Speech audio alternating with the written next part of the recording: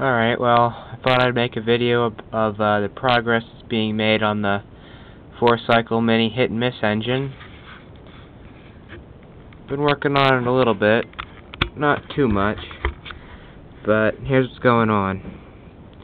I took this to the machine shop at my school, and I had them mill out all the aluminum that was in this area here, covering up the push rods and the cam lifters there, these things.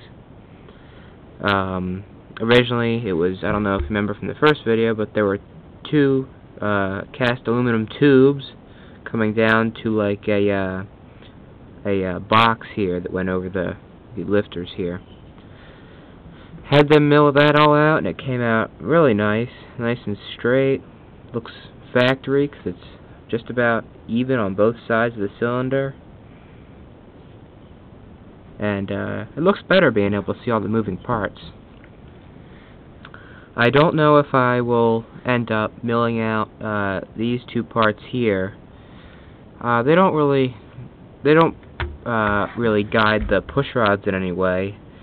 There are two metal plates up in here that actually do that. So I might just end up milling these out too. Well, now my idea for the exhaust valve control is, you can see as you turn the crankshaft, there goes the exhaust valve lifter going up, and at this point it'd be at high RPM, so the governor would click in, and some piece of metal, some shim, I don't know, something would come in and tuck itself right under there and keep the valve up while it freewheels as it coasts back down.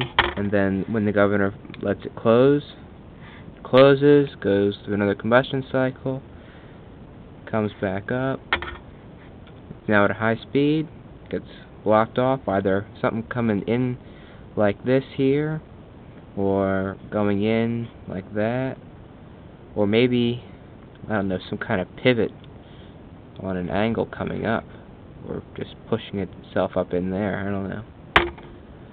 It's all still in the idea phase.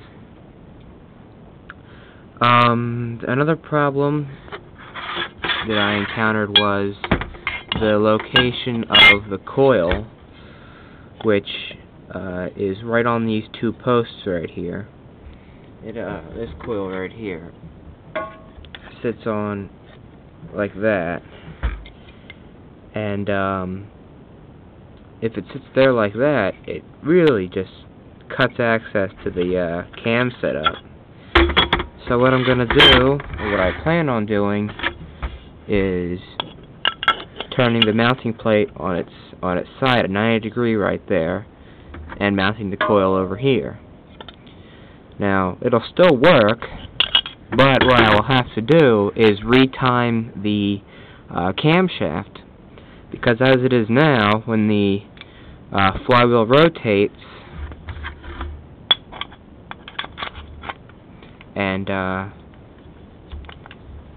magnet comes straight up at the coil, the piston's at top dead center, that's when it fires. Well, if I kept the timing normal, it would fire 90 degrees before top dead center, and that's not what you want. So I'll have to retime the camshaft gear with the crankshaft gear. And that won't be too hard, and I'll make my own timing marks after I'm done that, so I turn that way, so I know what everything is if I ever have to take it apart.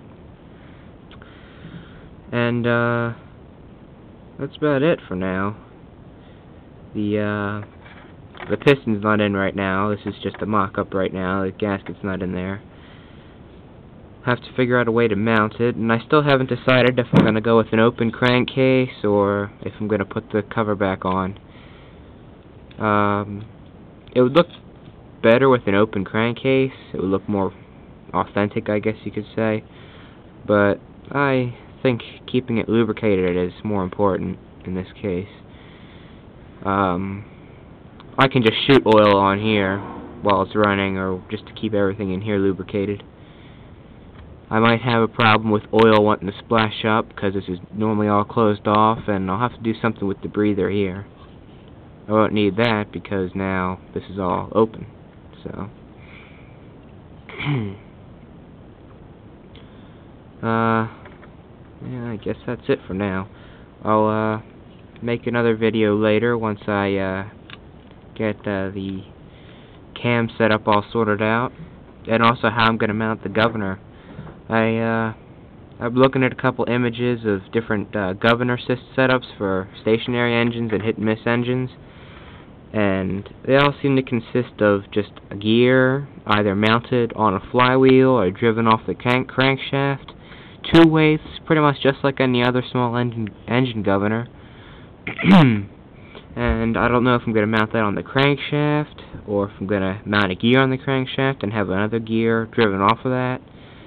But to find gears is difficult, and to have gears made is expensive, so I might just end up mounting it right on the crankshaft. I have a nice long shaft here with the flywheel on.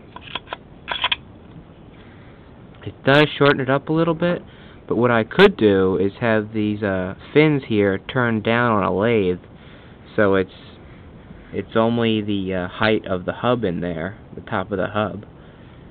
That's probably what I'll end up doing.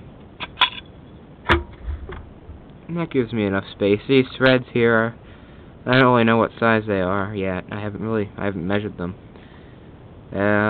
Maybe the governor can spin onto those, or I can mount it somehow with the keyway.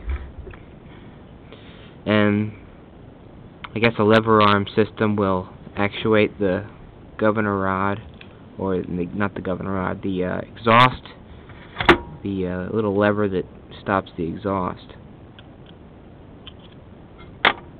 Probably won't be too hard to do. I just hope it works better than the two-stroke hit and miss. Well, that's it for now.